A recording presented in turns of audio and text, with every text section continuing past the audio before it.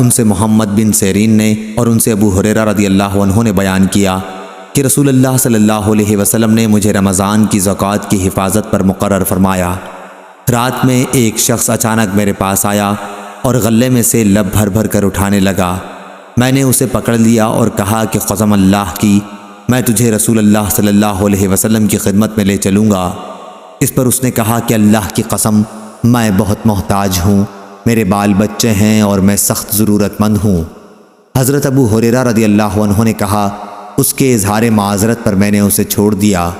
صبح ہوئی تو رسول کریم صلی اللہ علیہ وسلم نے مجھ سے پوچھا، اے ابو ہریرہ، گزشتہ رات تمہارے قیدی نے کہا کیا تھا؟ میں نے کہا، یا رسول اللہ، اس نے سخت ضرورت اور بال بچوں کا رونا رویا، اس لیے مجھے اس پر رحم آ گیا اور میں نے اسے چھوڑ دیا۔ آپ صلی اللہ علیہ وسلم نے فرمایا کہ وہ تم سے جھوٹ بول کر گیا ہے، ابھی وہ پھر آئے گا۔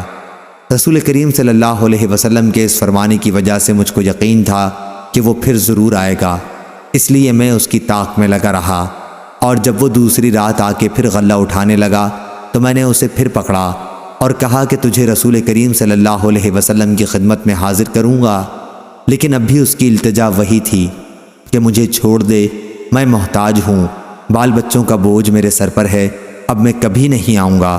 مجھے رحم آ گیا اور میں نے اسے پھر چھوڑ دیا۔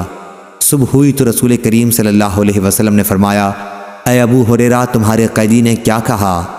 میں نے کہا، یا رسول اللہ صلی اللہ علیہ وسلم، اس نے پھر اسی سخت ضرورت اور بال بچوں کا رونا رویا جس پر مجھے رحم آ گیا، اس لیے میں نے اسے چھوڑ دیا۔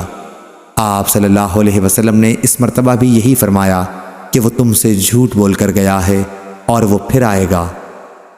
تیسری مرتبہ پھر میں اس کے انتظار میں تھا کہ اس نے پھر تیسری رات آ کر غلہ اٹھانا شروع کیا تو میں نے اسے پکڑ لیا اور کہا کہ تجھے رسول اللہ صلی اللہ علیہ وسلم کی خدمت میں پہنچانا اب ضروری ہو گیا ہے، یہ تیسرا موقع ہے۔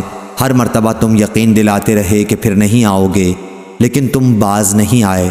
اس نے کہا کہ اس مرتبہ مجھے چھوڑ دے تو میں تمہیں ایسے چند کلمات سکھا دوں گا جس سے اللہ تعالیٰ تمہیں فائدہ پہنچائے گا۔ میں نے پوچھا، وہ کلمات کیا ہیں؟ اس نے کہا، جب تم اپنے بستر پر لیٹنے لگو تو آیت الکرسی، اللہ لا الہ الا هو الحی القیوم پوری پڑھ لیا کرو۔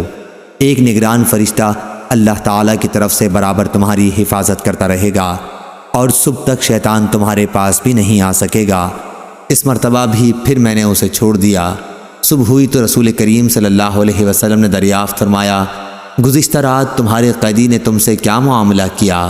میں نے عرض کیا، یا رسول اللہ صلی اللہ علیہ وسلم، اس نے مجھے چند کلمات سکھائے اور یقین دلایا کہ اللہ تعالیٰ مجھے اس سے فائدہ پہنچائے گا، اس لیے میں نے اسے چھوڑ دیا۔ آپ نے دریافت کیا کہ وہ کلمات کیا ہیں؟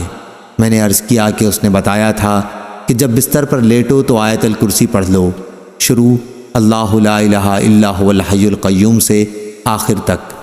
اس نے مجھ سے یہ بھی کہا کہ اللہ تعالیٰ کی طرف سے تم پر اس کے پڑھنے سے ایک نگراں فرشتہ مقرر رہے گا اور صبح تک شیطان تمہارے قریب بھی نہیں آ سکے گا۔ صحابہ رضی اللہ عنہم خیر کو سب سے آگے بڑھ کر لینے والے تھے۔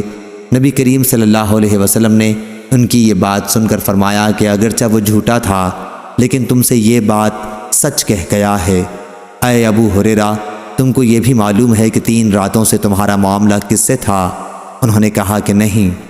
حضرت صلی اللہ علیہ وسلم نے فرمایا کہ وہ شیطان تھا۔ صحیح بخاری حدیث نمبر 2311۔